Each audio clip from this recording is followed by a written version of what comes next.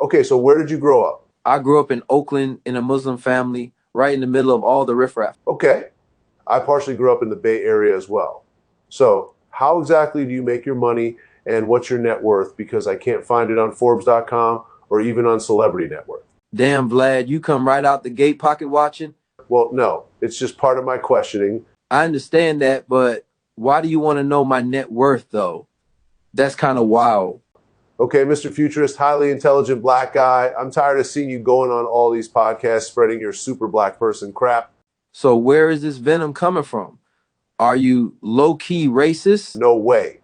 The reason is because I'm actually a federal agent with the Federal Bureau of Investigations, and we have an open investigation against you for trafficking narcotics. Trafficking narcotics? You crazy as hell, bro.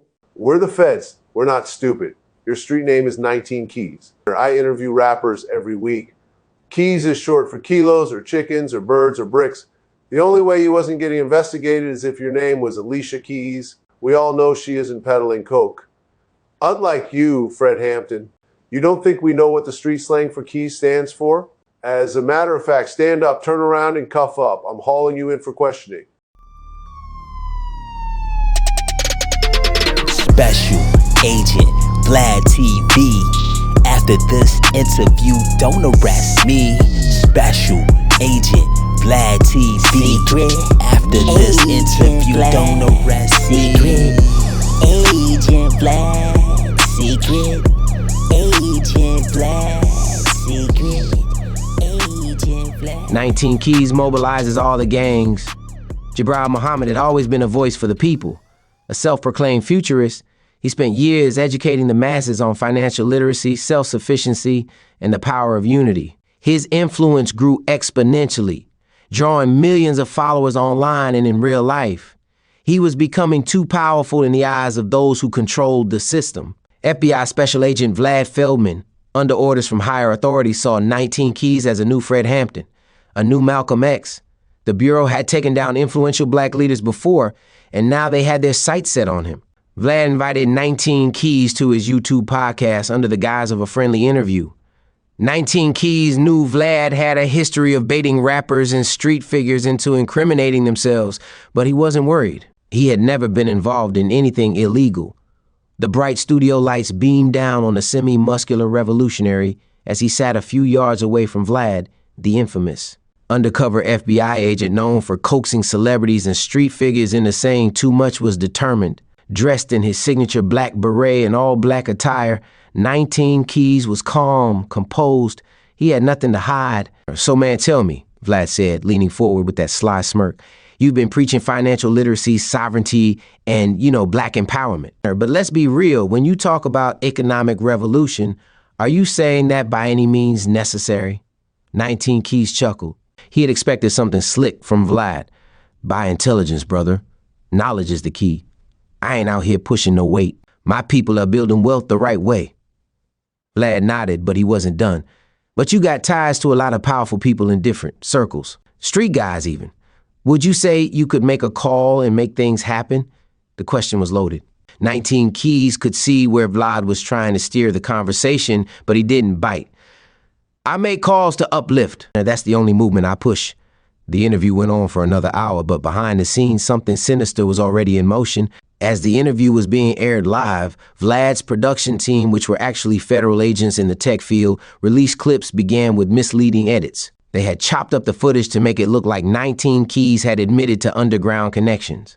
The right-wing media picked up on it immediately. Headlines read, "Self-proclaimed futurist 19 Keys under FBI investigation for drug trafficking, the new Fred Hampton or the new Frank Lucas." It was absurd, but perception was reality.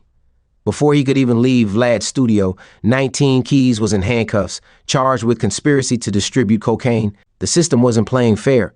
The federal judge set an outrageous $5 million bond for his release until trial, an impossible sum for most. But 19 Keys had powerful allies. Kyrie Irving, the outspoken NBA star who had won a ring with LeBron James back in 2016, wasted no time. "They coming after him because he's a voice for us," Kyrie tweeted. "We got him though." Within hours, the money was wired. 19 Keys walked out of MDC Los Angeles to a swarm of cameras. Now, it wasn't just about his freedom. It was about exposing the system. Once released, Jibril turned to his Muslim brothers for support. He reached out to the Nation of Islam, which he had been a part of since birth, expecting instant solidarity, but silence followed. When he finally got a response, it was nothing more than an empty promise. The Honorable Minister Louis Farrakhan, whom he had defended, and other high-ranking members refused to get involved due to it being a high-profile federal case. The organization that had once stood for black justice now avoided his conflict at all costs. It was a betrayal he never saw coming and hit him like a shotgun shell to the gut. The air was heavy with tension in Jibril's downtown LA condo. It had been a week since his arrest, a spectacle that felt more like a stage performance than justice. The charges were flimsy, the media frenzy disproportionate. He knew it was a setup, a warning from those who feared his growing influence. But why? Sleep eluded him. The weight of betrayal pressed down on his chest as he tossed and turned, his mind racing. The Nation of Islam had been his home, his sanctuary for years, but suddenly turned their backs on him due to the Fed case. Everybody was scared of them alphabet boys. Whispers of corruption, of deals made in the shadows, of loyalty bought and sold. He had ignored them, chalking it up to the paranoia of a movement under constant siege. But now, he wasn't so sure. As the clock struck 3 a.m, exhaustion finally overtook him. His eyelids grew heavy, and he drifted into a fitful sleep. As he dreamt, Keys found himself standing in a dimly lit room, the air thick with the scent of incense. Before him stood a figure he recognized instantly, the great civil rights icon, Malcolm X. His presence was commanding as he towered over him at 6'4.5", his eyes behind his black framed glasses, piercing yet filled with a sorrow that cut deep. "Mr. 19 Keys," Malcolm said, his voice calm but urgent. "You've been blind, but now you must see." Jibril tried to speak, but the words caught in his throat. Malcolm stepped closer, his gaze unwavering. "The nation you serve is not what it seems. The corruption runs deep, and those you trust have betrayed you. Brother Louis X, or Farrakhan as he is known today, was complicit in my assassination. He helped greenlight it back in '65. The words hit Jibril like a sledgehammer. He staggered back, his mind reeling. No, that can't be true. Farrakhan? He's our greatest leader, a teacher, a manipulator, Malcolm interrupted. He uses the movement for his own gain. And if you stay, you'll meet the same fate as me. I'm surprised the nation didn't try and assassinate Spike Lee for making that movie about me back in the 90s, which exposed some of their corruption. Key's heart pounded in his chest. He wanted to deny it, to wake up from this nightmare. But deep down, he knew Malcolm's words rang true. Your real family is out there in the streets, Malcolm said, his voice softening. Go find them, build something new, something pure. The people need you, Jibril, but not like this. Before Jibril 19 Keys could respond, the room began to fade. Malcolm's figure dissolved into the shadows, leaving only his final words echoing in the darkness. Wake up. Jibril bolted upright in bed, drenched in sweat. The room was silent, the only sound the faint hum of the city outside. His heart raced as the vision replayed in his mind. Malcolm's words were seared into his consciousness, impossible to ignore. He climbed out of bed and paced the room, his thoughts a whirlwind. The Nation of Islam had given him purpose, a sense of belonging, but now that foundation felt like quicksand, threatening to pull him under. Your real family is out there, Malcolm had said. Jibril stopped pacing and stared out the window at the first light of dawn. A resolve began to take shape within him. He couldn't stay, not after what he'd seen, not after what he now knew. The next morning, Key sat down to write. His pen moved furiously across the page as he poured out his thoughts, his doubts, his revelations. He outlined a new vision, one rooted in unity, self-determination, and unyielding truth. He knew leaving the nation would come at a cost. He would be labeled a traitor, a sellout. His life might even be in danger. But Malcolm's warning echoed in his mind, if you stay, you'll meet the same fate as me. 19 Keys wasn't afraid of death. He was afraid of living a lie.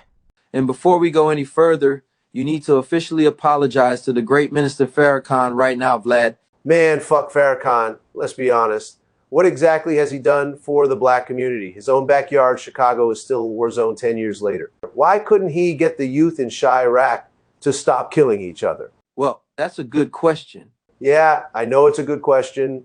Drill music is greater than your Nation of Islam. That's why Farrakhan couldn't stop the massive crime waves in his own city. All he does is talk. And I keep hearing you talk about Elijah Muhammad in your other interviews. And I ask myself, Did this man ever read the autobiography of Malcolm X or see the Spike Lee movie called X? Despite all of the innovative efforts made by Elijah Muhammad, he still slept with several young girls, using his power to sway them. So, in my book, and the book of several other real dudes, that makes him a piece of shit. Sorry, folks, quick commercial break. If y'all liking this story, then I need y'all to hit that like and subscribe button. And G.K. David recently wrote the first fictional book about Tupac Shakur called The Continuance. Pac survives the drive-by in Las Vegas and goes on to become president of the United States. The link to this book is in the description, so check it out. Word of 19 Keys' departure spread quickly, sparking a mix of outrage and curiosity. Some called him a heretic, others saw him as a prophet. But for every critic, there was a follower, someone who had also grown disillusioned with the nation's leadership and yearned for something more. 19 Keys began holding meetings in secret, gathering those who shared his vision. He spoke of empowerment, of breaking free from the chains of corruption, and building a future rooted in truth and justice. His message resonated, and his movement grew. But as his influence expanded, so did the threats. Anonymous calls in the middle of the night, strange cars parked outside his building. The nation's leadership, once his family, now saw him as a threat to their power. After being asked to speak to gang members at the California Youth Authority reception facility in Oxnard, Keys sat down for over 2 hours and talked with Bloods and Crips until a light clicked on his head. This is the real family that Malcolm was talking about, the gangs. After leaving the facility, he reached out to the leaders of America's biggest gangs. He met with OGs from the Bloods, Crips, Black and Gangster Disciples, Vice Lords, and Latin Kings. His message was simple: we are stronger together, and our real enemy is the government. In Atlanta, he gathered the most powerful street leaders in a secret warehouse. He laid out his vision: ending senseless gang wars, protecting their own communities, and building so much Black economic power that his people didn't need white-owned stuff to survive. By the end of the night, a historic truce was made. The streets had found a new purpose. The FBI had been monitoring the entire thing and labeled the movement as a terrorist organization. Raids began nationwide. Gang leaders were arrested or assassinated in staged shootouts. The government was determined to snuff out this new revolution before it could gain traction. 19 Keys barely survived an assassination attempt after being ambushed with his beautiful girlfriend as they went down to Fort Lauderdale for a weekend cruise. CIA agents disguised as street thugs randomly shot at the couple in a staged robbery attempt, but all 17 of their shots miraculously missed them. Instead of bitching up, the incident only made them more determined. With the gangs now organized, they turned to uplift their communities. Financial education, self-defense, and land ownership became the movement's core principles. Mainstream media ignored them. The system wasn't ready for a Black revolution built on discipline and strategy. Vlad and a squad of his FBI fuckboys planned a final raid on their Atlanta headquarters. They expected an easy win, but the movement was ready. Agents stormed the building, which was an old Amazon warehouse down in the Jonesboro area, only to find disciplined, armed Black gangsters standing their ground. Many agents hesitated. Some refused to fire. The truth had reached them too. That raid dissolved into the feds just evacuating the premises without a shot fired, citing a mistake. Then the unthinkable happened. A whistleblower leaked documents to CNN proving 19 Keys had been framed. The public turned against the government and violent protests erupted nationwide. With no choice, the FBI dropped their case against the new Fred Hampton. The gang coalition evolved into a structured community defense force. Crime rates dropped in various cities and wealth circulated within their own communities because Keys taught the gangsters how to invest their money using AI. 19 Keys had done what many thought was impossible. He had united the streets not for war, but for revolution. His next goal? The White House.